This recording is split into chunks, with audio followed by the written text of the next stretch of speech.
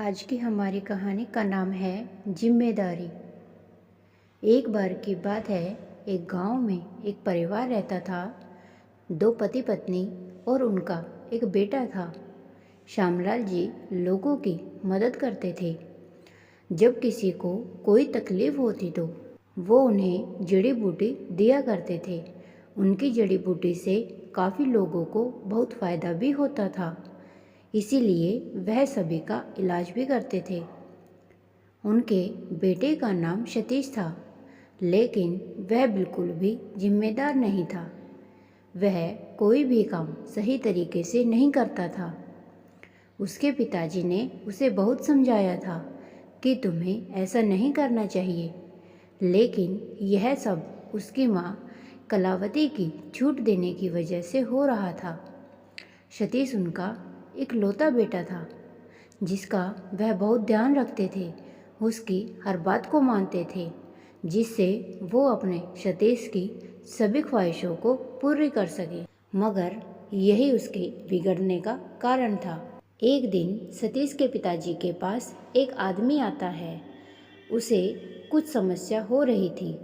उसका इलाज किया गया तो पता चला कि जिससे उसका इलाज हो सकता था वह जड़ी बूटी उनके पास नहीं थी। वह जड़ी बूटी काफ़ी दूर मिलती है, इसीलिए उसे लाने में 2 दिन का समय लग सकता है। इसीलिए उस आदमी का इलाज 2 दिन बाद ही होना था।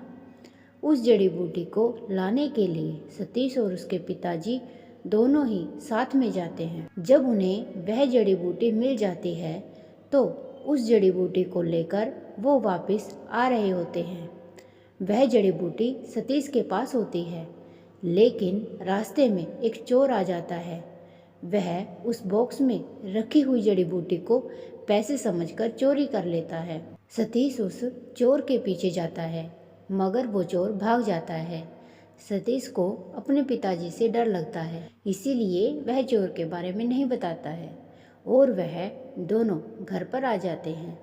अगले दिन वह आदमी घर पर आता है, क्योंकि उसे वह जड़ी बूटी चाहिए थी, लेकिन वह जड़ी बूटी तो चोरी हो गई थी।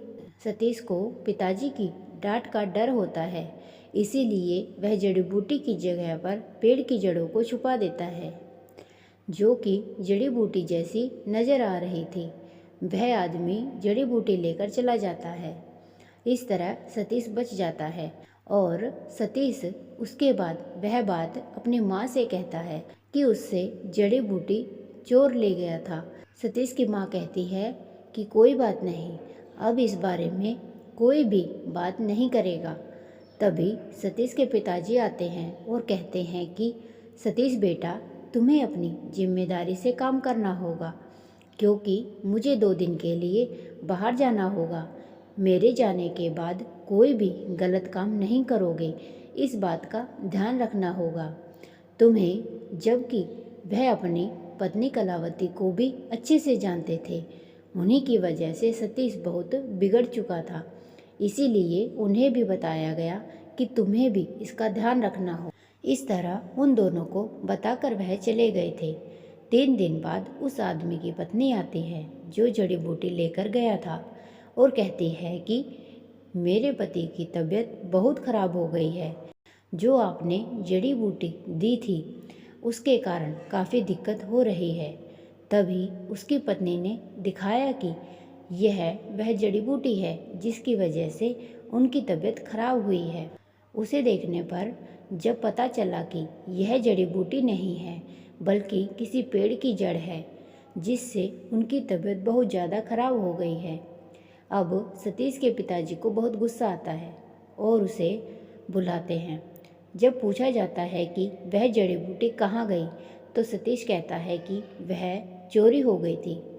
यह सब जानकर उसके पिताजी को बहुत गुस्सा आता है और वह सतीश की पिटाई शुरू कर देते हैं और कहते हैं कि ऐसा नहीं चलेगा। अगर तुम जीवन में इसी तरह के काम करते रहे तो हमेशा ही परेशानी का सामना करना पड़ेगा। उनकी पत्नी कलावती उन्हें रोकती है, पर इस बार वह नहीं रुकते हैं, क्योंकि अगर जड़ी बूटी चोरी भी हो गई थी तो हमें बताना चाहिए था। पर इसने बताना भी ज़रूरी नहीं समझा था। उसके बाद वह उस आदमी के पास जाते हैं और उसकी समस्या को जानने की पूरी कोशिश करते हैं। तब कुछ देर बाद उस आदमी की पत्नी कहती है कि इस समस्या को तो तभी दूर किया जा सकता है जब आप मेरे पति का इलाज करवा पाएंगे। उसके बाद श्यामलाल जी उस व्यक्ति का इलाज करवाते हैं, जिससे उनका काफ़ी पैसा खर्च हो जाता है। उसके बाद वह लड़के के पास आते हैं और कहते हैं कि तुम्हारी एक गलती से हमें बहुत नुकसान हो गया है। अगर तुम यह छोटी सी बात तभी बता देते तो ऐसा कभी नहीं होता, पर तुम्हें तो अपनी जिम्मेदारी का कभी एहसास ही नहीं होता। तुम्हें यह सब दूर करना होगा, अपने जीवन में सुधार लाना होगा। मैं भी यह नहीं चाहता हूँ कि तुम्हें कोई भी परेशानी हो, पर तुम्हारी हरकत से मैं काफ़ी परेशान हूँ। सतीश वहाँ से चला जाता है। श्यामलाल जी को लगता है कि वह कभी भी नहीं सुधरेगा। पता नहीं कब वह दिन आएगा जब वह सब कुछ समझेगा। सतीश अकेला बैठ जाता है। वह चुप होता है। वह जानता है कि आज उसकी वजह से सभी को परेशानी हुई थी। जब शाम हो जाती है तब वह घर आता है। वह देखता है कि उसके पिताजी काफ़ी लोगों के पास बैठे हैं। वह उनके पास जाता है और सबके सामने माफ़ी मांगता है। उसके बाद वह कभी भी कोई गलती नहीं करेगा।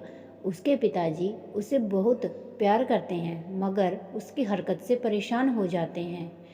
वह अपने बेटे को माफ़ कर देते हैं। जीवन का यह बदलाव सतीश पर गहरी छाप छोड़ता है और सतीश जीवन में दोबारा ऐसा कभी भी नहीं करता है।